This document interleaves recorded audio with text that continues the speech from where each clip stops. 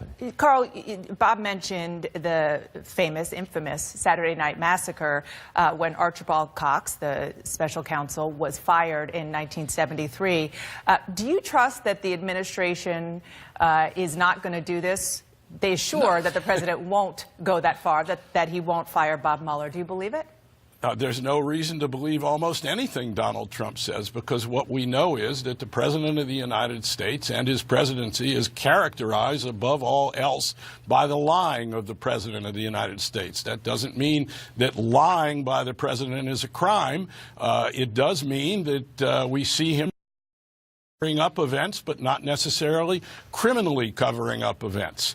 And where this is going definitively, we don't know. But there are many times he has expressed, I'm told by people in the White House, the desire to fire Mueller, the desire to pardon people under investigation, including his family. And one of the things that's going on now is that his lawyers are telling him what he wants to hear. Yes. And that's what I'm told by lawyers in the White House. They're telling him what he wants to hear to keep him from acting precipitously and to go off and fire Mueller in a rage or fire Rod Rosenstein, the Deputy Attorney General, in a rage. They have an out-of-control client. The President of the United States, in their view, is out of control a good deal of the time, especially when it comes to this investigation. And Bob, Carl mentioned covering up. I want you to listen to what Dianne Feinstein, who is the top Democrat on the Judiciary Committee in the Senate, said about this investigation earlier this month. I think what we're beginning to see is the putting together of a case of obstruction of justice. I think we see this in the indictments, the 4 indictments and pleas that have just taken place, in some of the comments that are being made. Bob, one of the main lessons from Watergate, I don't need to tell you, is it's the cover-up more than the crime generally. Is that what the president should be worried about? You have to look at the crimes. I'm not sure Senator Feinstein is quite right. I think that it's possible this will lead to an obstruction of justice case, but we have not seen the evidence. And you talk to very experienced criminal lawyers and prosecutors in Washington, they will say what's public now is questionable, needs to be investigated, but it's not a slam dunk case or even the sort of case that you would bring against a sitting president to initiate some sort of impeachment investigation. Well, on that point, Carl, the investigation has been going on for over a year, at least in the Justice Department, the FBI. We still don't know about any evidence that the president knowingly colluded with Russia. Does that give the president's claim that this is a witch hunt some credence? He believes it's a witch hunt. There's no question he believes it's a witch hunt. And also, I think Dianne Feinstein, the senator, is ahead of her skis on this and is not quite well placed in her assessment of where this investigation is. Lying by the President of the United States, though this president does it almost reflexively, is not necessarily a crime. Lying to the press, which he does day in, day out, is bad for the country. It's indicative of the way he governs. We've never seen anything quite like a president who lies so routinely as this one. But it's not necessarily a crime. Carl, briefly, I want to also get your perspective on the fact that one of the hallmarks of the Trump presidency has been to go after the press, calling us fake news and even worse. How does this compare to what you dealt with Richard Nixon? He was no fan or friend of the press.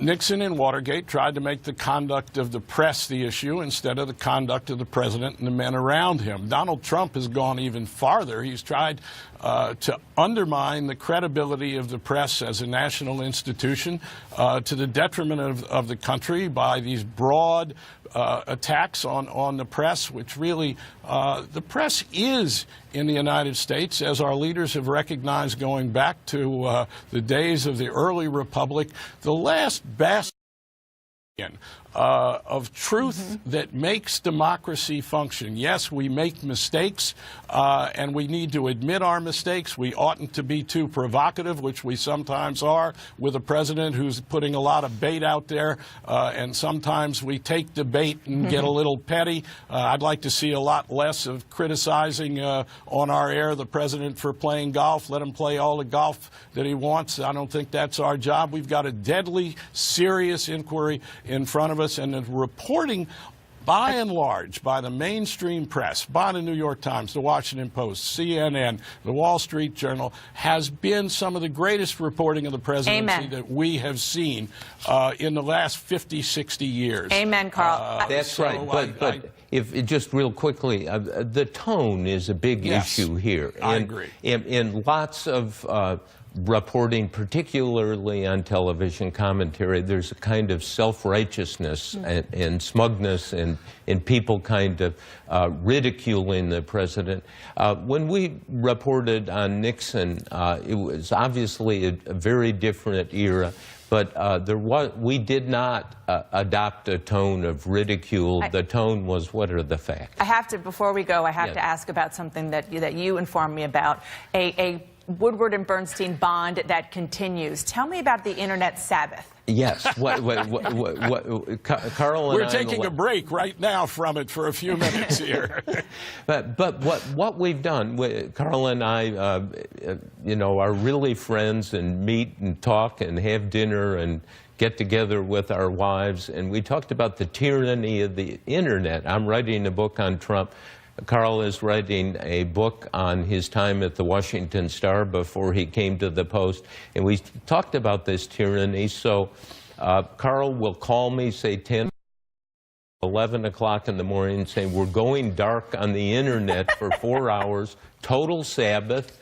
We have to work on our books. And we do this, and the extraction from the madness of the Internet and emails makes you, I think in both of our cases, much more productive. All right, well, we're going to have to leave it there. I appreciate, more than you know, having both of you on to share your insights. Happy New Year, Mr. Woodward. And to you. Happy New Year, Mr. Bernstein. Appreciate it.